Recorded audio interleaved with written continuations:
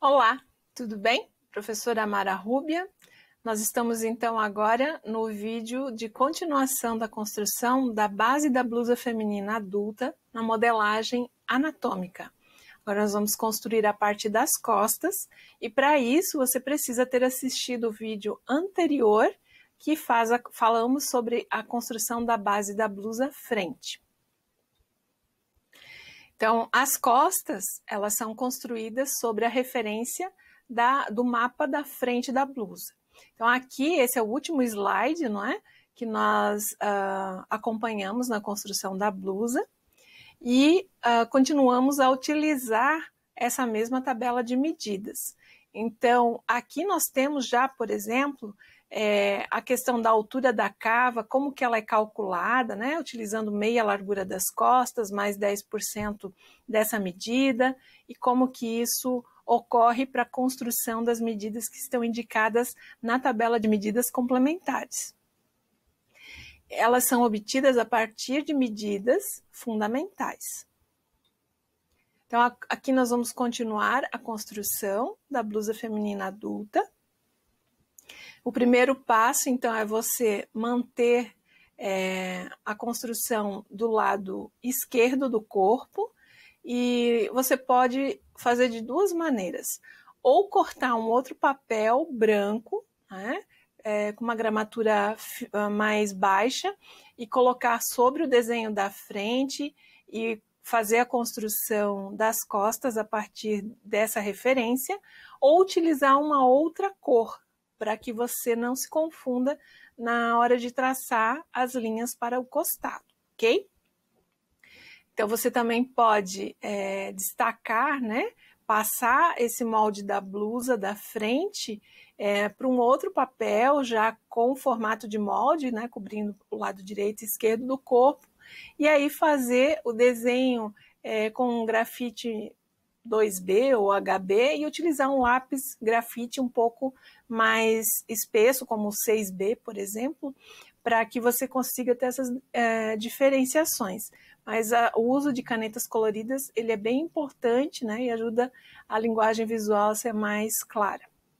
Então, aqui na construção da estrutura do pescoço, nós temos uma listinha de passo a passo. Então, a primeira questão que nós vamos fazer é fazer esta estrutura do pescoço de maneira similar ao que foi construído para frente. Então, aqui a gente usa as metades, né? Nós temos um quadrado aqui para frente, então a metade desse retângulo é utilizado para o ponto A1, depois a mesma medida desse 1/4, né?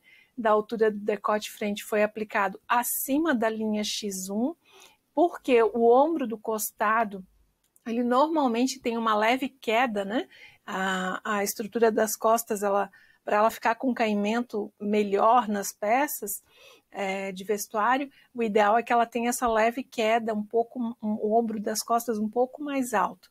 E aí você vai seguindo a sequência para fazer os pontos de marcação do A1, do N1, que vai ser a altura do pescoço-costa e a largura do pescoço-costas. Aqui nós temos, então, como se deve utilizar a curva francesa. Então, nós utilizamos 3 réguas, uma reta, a francesa e a alfaiate. Ou um esquadro, né? A régua reta ou um esquadro. O importante é que você tenha como medir os centímetros com ela, tá? Então, aqui nós temos a linha de contorno, essa primeira curva que delineia a curva do decote e costas. Na sequência, nós identificamos, né, checamos a metade da largura do costado, da mesma maneira que foi feito na frente, então é a mesma largura. Então, aqui você vai seguindo passo a passo, ó. Então, quais são os pontos que nós vamos fazer a conexão para ter o desenho do ombro das costas? Então, aqui a gente percebe, né, que ele tem uma referência um pouco acima da frente.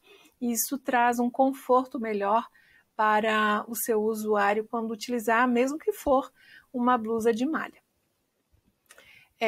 Aqui nós temos como localizar os pontos de apoio para o costado, é a mesma estrutura e referência como é feito na frente. Aí nós temos dicas que são colocadas aqui, então você vai lendo com atenção, fazendo a marcação de pontos, com letras para facilitar a localização, e essas letras nós utilizamos para facilitar a nossa orientação textual. Ela não é obrigatória, né? Mas entendemos que para o inicial, né, do método, é uma forma interessante para você compreender como fazer essa construção. Então, aqui nós temos a cava das costas, ela é um pouco mais alta, então como que fica essa inclinação da curva francesa, os pontos que a unem. Aqui nós temos, então, o mesmo traçado, é cópia, né, desse ponto H, que é a lateral do corpo. Então, nós temos exatamente a mesma medida. Então, aqui eu chamo a atenção que nós estamos trabalhando com uma modelagem bem matemática. Nós desconsideramos o fato, por exemplo, de que a parte do busto, né, na circunferência da frente, se você medir da lateral do corpo em direção ao centro do corpo, você vai perceber que a frente é um pouco maior. Nós estamos, nesse momento, utilizando uma base que ela é totalmente matemática. As circunferências foi dividida por 4, né? Então, isso vai te dar uma base interessante para você trabalhar utilizando frente e costas com as mesmas larguras, tá? Na modelagem intermediária e avançada, nós vamos trazer outras propostas. Aqui nós temos a parte de delineado da cintura até o quadril. O centro das costas, então, como que ele é trabalhado, né? Você deve traçar sobre o eixo Y, então do ponto A1. Então a gente percebe que o decote das costas ele é mais alto do que a frente. E a barra da blusa frente, então, ela também está alinhada com os mesmos pontos das costas, desculpa.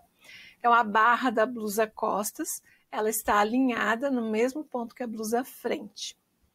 E assim nós temos o diagrama das costas da blusa base, e aí você vai poder espelhar, né, desdobrando aqui no centro do corpo, para que a gente tenha depois o molde completo das costas, cobrindo o lado esquerdo e o lado direito do corpo. Então, se você estiver fazendo esse passo a passo num software, né, de modelagem, CAD e CAM, você já pode testar fazendo a abertura. Se você estiver no processo manual, então, na videoaula prática, nós temos a finalização passando, né, esse diagrama para um outro papel, e aí esse outro papel será dobrado e recortado para formar um molde.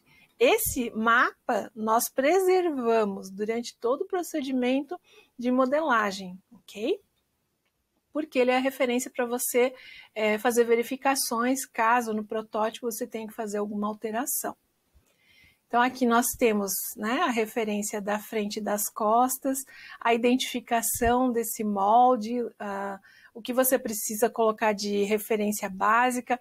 Normalmente, nós utilizamos um código, um número, para que saiba, né, no conjunto de moldes do que se trata. Quando você está fazendo uma blusa, tudo bem, mas se você tem várias blusas, você vai percebendo que na hora que você corta o molde ou o tecido, eles ficam muito parecidos. Então, é importante ter uma numeração, um código que identifique esse conjunto de moldes. Nós agradecemos a atenção de vocês. Aqui para um grande detalhe. O método cartesiano, na construção da blusa, nós temos um grande diferencial, que é a construção da manga. Então, nós falamos sempre que cada cava tem a sua manga. E para cada modelo, nós temos algumas relações entre a altura da manga e a largura da manga. Então, nós precisamos ter muita clareza de qual é o modelo que nós vamos estar desenvolvendo. Para desenvolver a manga, você tem 2 caminhos. Você pode pegar esse diagrama e fazer a manga a partir dele, ou nós sugerimos, né, que você já faça todas as alterações, já transforme esse diagrama com as folgas, com as costuras, né, identificando qual é o material que você vai utilizar, qual é a máquina que você vai utilizar para costurar essa peça de vestuário, e depois você vai construir a modelagem da blusa, tá? Mas você que vai escolher, ok? Por que que a gente sugere isso? Porque quando você constrói a manga a partir da modelagem já com as folgas e costuras, a manga ela já sai com essas folgas e costuras prontas, tá? Então, reduz o erro também durante o processo de modelagem. Então, aqui tem essas duas videoaulas, né? Da construção da manga e da transformação do diagrama. Você vai escolher qual delas que você vai seguir. Então, nós agradecemos mais uma vez a sua atenção, desejamos um bom desenvolvimento no seu conhecimento de modelagem e desejamos tudo de melhor, que você possa ser a transformação que deseja viver no mundo. Agradecemos a todas as pessoas que colaboram com a construção desse material didático. Até mais!